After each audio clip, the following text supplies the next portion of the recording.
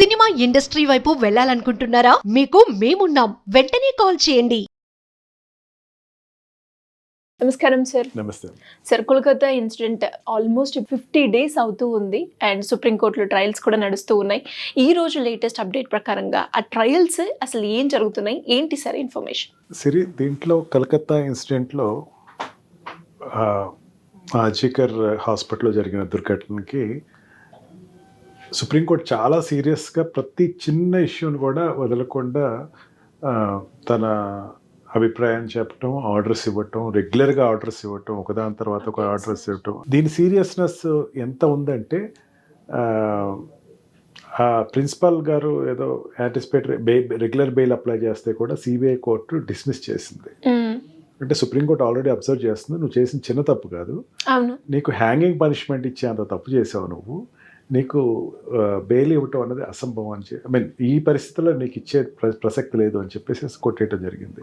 అంటే ఈ సిబిఐ చేస్తున్నటువంటి సిబిఐ ఎంటర్ అయిన తర్వాత నుంచి అసలు మొత్తం ఆర్జికర్ ఇన్సిడెంట్లో సిబిఐ ఒక హోప్ కింద ఒక పర్ఫెక్ట్ ఏజెన్సీ కింద లోపలికి వచ్చిన తర్వాత దీన్ని ఇవాళ సుప్రీంకోర్టులో జరిగినటువంటి వాదోపవాదాల్లో చాలా క్లియర్గా చెప్పిందంటే ఇట్స్ ఇంటర్ స్టేట్ దీంట్లో ఇన్వాల్వ్మెంట్ ఉంది. ఒక రాష్ట్రంలోనే కాదు, 2-3 వేరే రాష్ట్రాలకు కూడా దీని కుట్ర వెనకాల భాగం ఉంది అని చెప్పడం జరిగిందనమాట. ఈ సిబిఐ ఇన్వెస్టిగేషన్ అనేది ఎంత వైడ్గా చేస్తుందో దీన్ని బట్టి అర్థం చేసుకోవచ్చు. సుప్రీంకోర్టు ఎప్పటికప్పుడు వెరిఫై చేసుకుంటుంది, ఏం చేశారు, ఇప్పటివరకు ఎంత చేస్తున్నారు. ఈరోజు జరిగినటువంటి వాదనలో ఏం చేశారంటే ఒక పిటిషన్ వేయటం జరిగింది. ఎంత హేయమో చెప్తున్నారు రాష్ట్ర ప్రభుత్వం. ఇన్వాల్వ్మెంట్లో ఉన్నటువంటి డాక్టర్స్ ఎవరైతే ఉన్నారో కేవలం 5 మీద మాత్రమే సస్పెన్షను, లేకపోతే వాళ్ళని సెలవు మీద పంపించడం జరిగింది. మిగతా వాళ్ళందరినీ కూడా మీరు డ్యూటీలోకి జాయిన్ అయిపోండి అని చెప్పడం జరిగింది. దానిని సుప్రీంకోర్టు చాలా సీరియస్గా తీసుకుంది. ఏం జరుగుతుంది, ఆల్రెడీ సిబిఐ మీకు అక్కడ ఇన్వెస్టిగేషన్ చేస్తుందని తెలుసు కదా, తెలిసినా సరే వాళ్ళు ఎవరైతే దీంట్లో ఇన్వాల్వ్ అయ్యారు అని చెప్పి అనుమానం వ్యక్తం చేస్తున్నారో కేసు మీద ఇన్వెస్టిగేషన్, వాళ్ళు మళ్ళీ జాయిన్ అయిపోవని మీరు ఎట్లా చెప్తారు? అంటే ఘోష్ ఒక్కలే కదమ్మా, ఇంకా కొంతమంది డాక్టర్స్ ఉన్నారు దీంట్లో, వాళ్ళందరూ మీరు జాయిన్ అయిపోండి, డ్యూటీలో జాయిన్ అయిపోండి చెప్తే దానిని చాలా సీరియస్గా తీసుకుని సుప్రీంకోర్టు ఏం చేసిందంటే వాళ్ళందరినీ కూడా సస్పెన్షన్ కానీ సెలవులో పంపించేయటం కానీ చేయండి ఇమీడియట్గా, అంతేగాని వాళ్ళని మాత్రం మీరు కంటిన్యూ చేయొద్దు జాబ్లో. ఎందుకంటే అమ్మా జనరల్గా ఒక వ్యక్తి ఆరోపణ పెట్టారనుకోండి, ఒక వ్యక్తి మీద ఆరోపణ ఏదైనా జరిగింది అనుకోండి, ఆరోపణ ఉన్న వ్యక్తి అదే స్థలంలో పనిచేస్తూ ఉంటే అక్కడ ఉన్న మిగతా ఎవిడెన్స్ని ఇన్ఫ్లుయెన్స్ చేసే ఆస్కారం ఎక్కువ ఉంటుంది. అంతేకాకుండా అక్కడ ఉండేటువంటి కొన్ని ఎవిడెన్సెస్, డాక్యుమెంటరీ ఎవిడెన్సెస్ కానీ లేకపోతే ఫిజికల్ ఎవిడెన్సెస్ని డిస్ట్రాయ్ చేసేటువంటి ఆస్కారం ఉంటుంది. అందుకే ఏంటంటే ఆ వ్యక్తి అక్కడ ఉన్న డాక్టర్స్ కానీ, జూనియర్ డాక్టర్స్ కానీ, పీజీ చేస్తున్న డాక్టర్స్ వీళ్ళందరూ కూడా నిరసనలు తెలియజేసేటప్పుడు ఫలానా డాక్టర్ ఉన్నాడు దీంట్లో ఇన్వాల్వ్ అయ్యి ఉన్నాడు అని చెప్పిన తర్వాత ఆ వ్యక్తిని ఇంకా కన్విన్స్ చేయడంతో ఒక రకమైనటువంటి ఏజెన్సీస్ మీద ఒక నిర్లిప్తత అన్నది వస్తుంది. ఏంటి సరిగ్గా చేస్తున్నారా, అతని మీద కదా ఎలిగేషన్ ఉంది, అతను ఇంకా హాస్పిటల్కి వస్తున్నాడు ఏంటి అని వీళ్ళకి డౌట్ క్రియేట్ అవుతుంది కదా. ఇది రిమూవ్ అవటం కోసం అతను ఏదైనా ఎవిడెన్సెస్ డిస్ట్రాయ్ చేస్తాడనే విషయం మీద ఇవాళ వాదోపవాదాలు జరిగినాయి. వాళ్ళు చాలా స్పష్టంగా చెప్పారు, కొంతమంది వ్యక్తులు ఉన్నారు, వాళ్ళని దయచేసి సస్పెండ్ చేయండి, లేకపోతే సెలవుల మీద పంపించేసేయండి. సస్పెండ్ చేయమంటే వాళ్ళ మీద ఏదో మేము చర్య తీసుకోమని మేమేం చెప్పట్లేదు, కనీసం సెలవు మీద అయినా వెళ్ళిపోమనండి, అక్కడే హాస్పిటల్కి అయితే రావద్దని చెప్పండి. ఎందుకంటే ఇన్వెస్టిగేషన్ చాలా సీరియస్గా జరుగుతుంది. అంటే ఇన్వెస్టిగేషన్ అంటే మెన్ టు మెన్ ఇన్వెస్టిగేషన్ చేస్తారు. అంటే ఈ వ్యక్తి చేసే ఇన్వెస్టిగేషన్ని ఒక వ్యక్తి ఉన్నాడా లేదా అంటే అతను చుట్టూతా ఉండేవాళ్ళు అనేకమైన వ్యక్తులు చేయాల్సి వస్తాయి.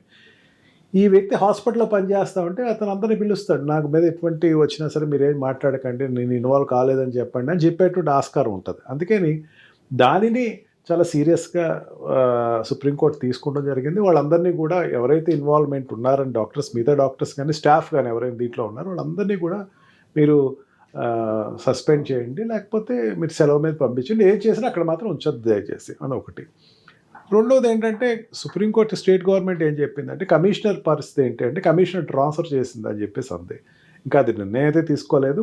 అక్కడ ఈ సెంట్రల్ గవర్నమెంట్ అడ్వకేట్స్ సిబిఐ తరఫున ఏంటంటే ట్రాన్స్ఫర్ చేయటం ఏంటంటే అతను ఈ పార్టీకి సస్పెండ్ చేయాలి, అతను టెర్మినేట్ చేయాలి. అతను చేయకుండా ఇంకా ఎక్కడికో ట్రాన్స్ఫర్ చేశారంటే ఇంకా ఇన్ఫ్లుయెన్స్ చేస్తారు కదా అన్నది విషయంపై చర్చ జరిగింది. ముందు ఒక స్టెప్ తీసుకుందాం, ముందు వీళ్ళందరినీ తప్పిద్దాం, వాళ్ళ పార్ట్ తర్వాత వద్దాం.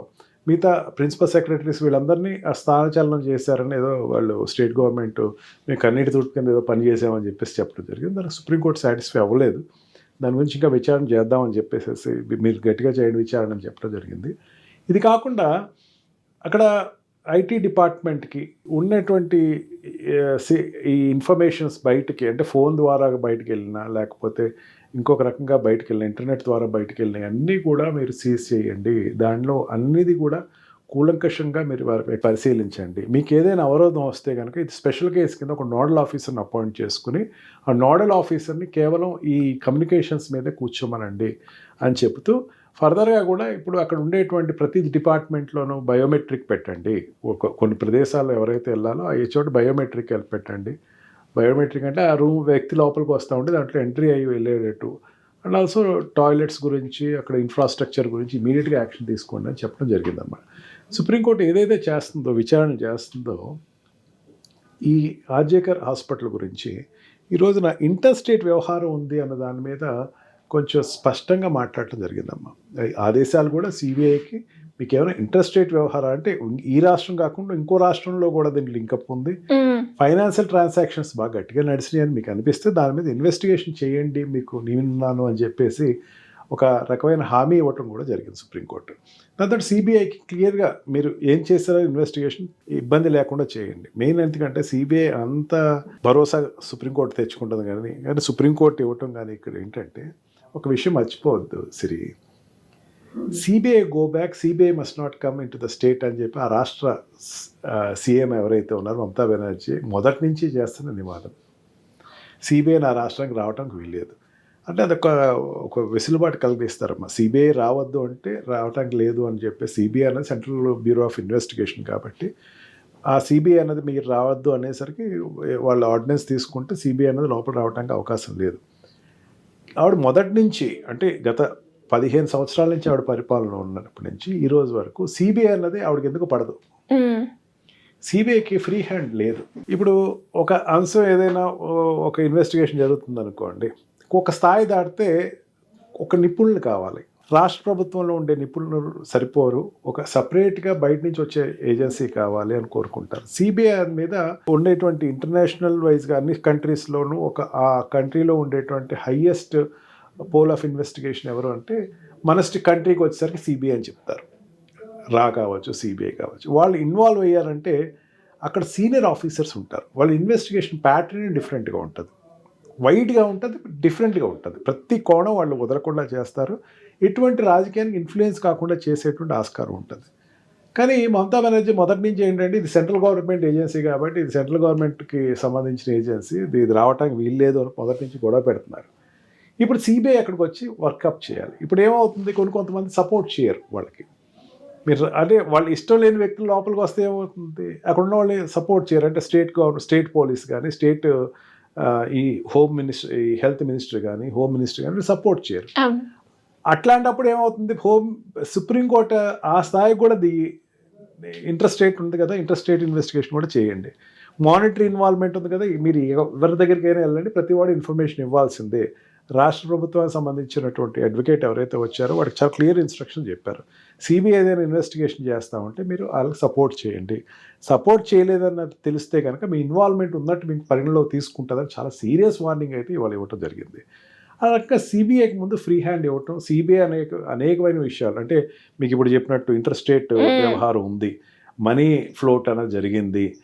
ఇది ఇంటర్ స్టేట్ అనేది ఏంటంటే అనేక రాష్ట్రాలు దీంట్లో ఇన్వాల్వ్మెంట్ ఉన్నాయంటే ఈ మెడికల్ అనేది ఒక పెద్ద స్కామ్ అనేది నడుస్తుంది అన్నది బయటకు వస్తుంది. దీని మీద మేము చేస్తేనే కానీ ఈ మర్డర్కి ఈ జరుగుతున్నటువంటి మానభంగానికి హత్యకి సంబంధించిన దాని గురించి మేము విపులంగా బయట తీసుకునే ఆస్కారం లేదు అని చెప్తే దానికి సుప్రీంకోర్టు నమ్మి అనేకమైన విశిష్టాధికారాలు సిబిఐకి ఇవ్వడం జరిగిందమ్మా ఇవాళ. సార్ ఇంకెన్ని రోజుల పాటు ఇది మూవ్ అయ్యే ఛాన్సెస్ ఉన్నాయి సార్? ఇన్వెస్టిగేషన్ అనేదమ్మా ఒక కంప్లీట్ అవ్వాలమ్మా, ఛార్జ్ షీట్ అనేది కంప్లీట్ అవ్వాలి. ఛార్జెస్ ముందు ఎవరెవరి మీద ఇన్వెస్టిగేషన్ అంటే ఇన్వెస్టిగేషన్ చేసేటప్పుడు ఏంటంటే ప్రతి లీడ్ని తీసుకుంటుందమ్మా. ప్రతి లీడ్ని తీసుకుని స్టోరీని అనేది డిస్ట్రాయ్ చేసేసారు స్టేట్ గవర్నమెంట్, అదే వాస్తవం. దాని గురించి మనం ఎన్నిసార్లు డిస్కస్ చేసినా ఒకటే, ఈ ప్రైమరీ ఎవిడెన్సెస్ ఏదైతే ఉన్నాయో దాన్ని డిస్ట్రాయ్ చేయడం జరిగింది. ఇచ్చినటువంటి ఎవిడెన్సెస్ అన్నది ఆఖరికి ఏదో ఇండైరెక్ట్ ఇన్ఫర్మేషన్ ఏదో డైరెక్ట్ ఇన్ఫర్మేషన్ లేదు. ఆ ఉన్న ఇండైరెక్ట్ ఇన్ఫర్మేషన్ తీసుకుని అసలు ఏం జరిగింది అది వాస్తవం తీసుకుని ఘోష్ మీద ఇంకా వాళ్ళు ప్రిన్సిపాల్ మీద ఎక్స్ ప్రిన్సిపాల్ మీద వాళ్ళు ఇంకా వాళ్ళు చేయాల్సిన ఇన్వెస్టిగేషన్ చేయాలి. అనేకంగా విధాలుగా వాళ్ళు వర్కప్ చేస్తున్నారు. పెద్ద అంటే ఒక అమరత్వం పొందినటువంటి ఆ మహాతల్లి ఎవరైతే ఉన్నారో ఆవిడ ఒక రకంగా అమరత్వం పొందినట్టు, అంటే ఈ కీచుకుల చేతిలో బలైపోయిందని చెప్పచ్చు. ఆవిడ బలైపోవడం గల రీజన్ ఏంటంటే అదేదో కామంతో నడిచింది కాదు, అక్కడ ఏదో పెద్ద రాజకీయంతో నడిచింది అన్నది ఒకటి బయటకు వచ్చింది. దాన్ని బయట తీయాలంటే ఖచ్చితంగా కొంచెం సమయం అయితే పడుతుందమ్మా. వెంటనే ఇది సుప్రీంకోర్టు కూడా ఒక్కొక్క స్టెప్కి పర్మిషన్స్ ఇస్తుంది. సస్పెండ్ అయిన వీళ్ళని సస్పెండ్ చేయండి, వాళ్ళని రానివ్వకండి, ఇంట్రెస్ట్ రేట్లో మీరు చేయండి, ఫైనాన్షియల్గా మీరు వెళ్ళి ఫైనాన్షియల్ ఇన్వాల్వ్మెంట్స్ ఉన్నాయి కాబట్టి, అంటే ఈ ఆర్థిక లావాదేవీలు ఉన్నాయి కాబట్టి దానిలో కూడా మీరు వెళ్ళండి. ఈడీ ఆల్రెడీ దిగింది, ఈడీ చేస్తున్న ఇన్వెస్టిగేషన్ చేస్తుంది, మెయిన్ ఎక్స్ ప్రిన్సిపాల్ మీద ఎక్కువ కాన్సన్ట్రేట్ చేస్తుంది, మీరు ఇంకా చేయండి అని చెప్పేసి క్లీన్ హ్యాండ్ అయితే సుప్రీంకోర్టు ఇవాళ ఇవ్వటం జరిగిందమ్మా. Thank you sir, thank you so much. Thank you very much.